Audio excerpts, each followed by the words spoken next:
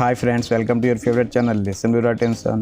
दोस्तों, आज का वीडियो का टॉपिक हमारे रोज के जीवन में उपयोग होने वाले इंग्लिश वर्ड्स का हिंदी मीनिंग है। और इंग्लिश सीखने के लिए वर्ड मीनिंग का अच्छा होना बहुत ज़रूरी है, ये तो आप जानते ही हैं। आशा करता हूँ वीडियो आपके लिए यूज़फुल होगा। चलिए शुरू करते हैं। हमारा पहला वर्ड है बैंडिट। बैंडिट का मतलब डाकू होता है और ये ग्रामर में एक नाउन का एग्जाम्पल है। डाकू के लिए हम लोग इंग्लिश में रॉबर वर्ड का यूज़ भी करते हैं, रॉबर। सेंटेंस में इसका यूज़ होगा Gabbar Singh was a bandit. इसका मतलब हुआ गब्बर सिंह एक डाकू था। क्या आपने गब्बर सिंह का नाम सुना है? अगला वर्ड है बैरन। बैरन का मतलब अनउपजाऊ होता है। बैरन वर्ड हम लोग मिट्टी के लिए यूज़ करते हैं जहाँ पे खेती नहीं की जा सकती। ग्रामर में ये एक एडजेक्टिव का एग्जाम्पल है। सेंटेंस में इसका यूज़ करेंगे this is a barren land. इसका मतलब हुआ ये एक अनउपजाऊ ज़मीन है जहाँ पे खेती नहीं की जा सकती। बैम्बू। बैम्बू का मतलब बाँस होता है, ये एक नाउन का एग्जाम्पल है।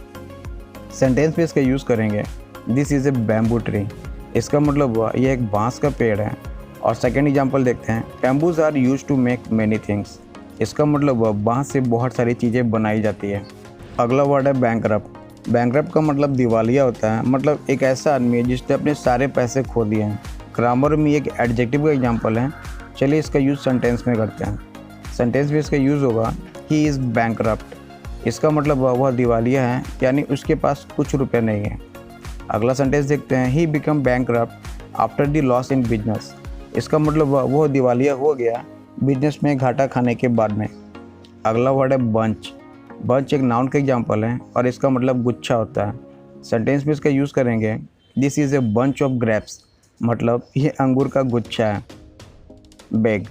बेग का मतलब मांगना होता है और ये एक वर्ब का एग्जाम्पल है। ये BAG बेग नहीं है। सेंटेंस में इसका यूज़ करेंगे और आई बेग योर मर्सी। मुझे आपकी दया चाहिए।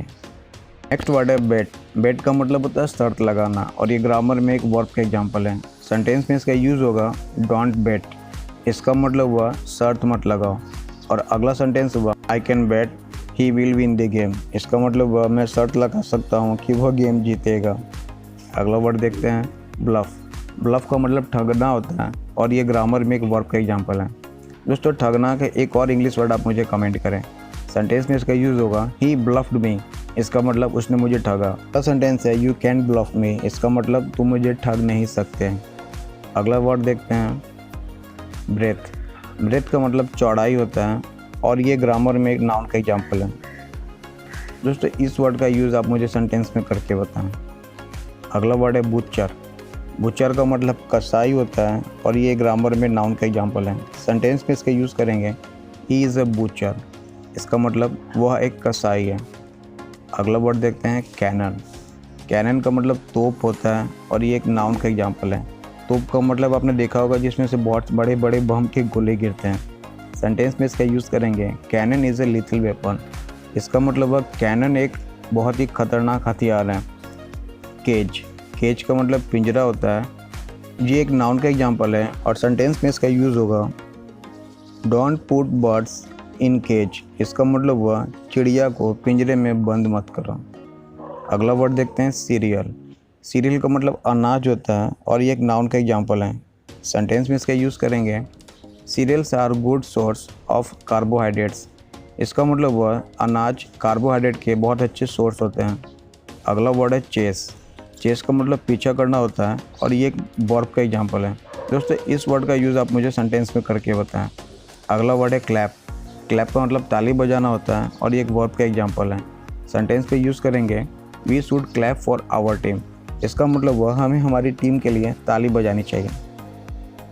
अगला वर्ड है कंकर। कंकर का मतलब जीतना होता है और ये एक वर्ब का एग्जाम्पल है। दोस्तों, जीतने का एक और इंग्लिश वर्ड होता है, आप मुझे वो कमेंट करके बताएं। सेंटेंस में इसका यूज़ होगा दे कॉन्कर्ड ऑल देयर एनिमी। उन्होंने अपने सारे दुश्मन को जीत लिया। और अगला सेंटेंस है we should conquer our fear. इसका मतलब हुआ हमें अपने डर से जीतना चाहिए। अगला वर्ड है कर्स। कर्स का मतलब श्राप होता है और ये एक नाउन का एग्जाम्पल है। श्राप का मतलब होता है किसी की बद्दुआ लेना। सेंटेंस में इसका यूज़ करेंगे this was the curse of the old man. इसका मतलब हुआ ये उस बूढ़े आदमी का श्राप है। Next word camphor. कैम्फर का मतलब कपूर होता है जिसका यूज़ हम लोग पूजा में करते हैं। ये एक नाउन का एग्जाम्पल है। सेंटेंस में इसका यूज़ करेंगे दिस इज़ कैम्फोर। इसका मतलब हुआ यह कपूर है। और अगला यूज़ देखते हैं, camphor is used as worship material. इसका मतलब वह कपूर का यूज़ पूजन सामग्री में करते हैं। अगला वर्ड सीलिंग। सीलिंग का मतलब होता है छत, जो कि घर में अंदर की तरफ से होती है। एक नाउन का एग्जाम्पल है। सेंटेंस में यूज़ करेंगे, the colour of this selling looks pretty. इसका मतलब है सेलिंग का कलर बहुत सुंदर लग रहा है। अगला वर्ड है कैनल। कैनल का मतलब नहर होता है और ये नदी से काट के बनाया जाता है। ये एक नाउन का एग्जाम्पल है। सेंटेंस में इसका यूज़ करेंगे, this is the Indira Gandhi canal. इसका मतलब हुआ यह इंदिरा गांधी कैनल है। अगला वर्ड है चटनी।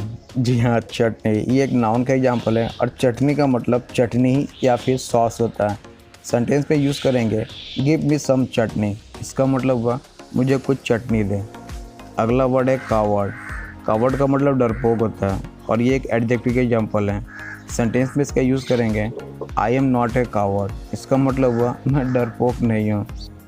अब तक आपने क्या सीखा, इसे चेक करने के लिए मैं कुछ वर्ड्स दे रहा हूँ जिनकी मीनिंग आप मुझे कमेंट कर सकते हैं, तो आप इन्हें ध्यान से देखें।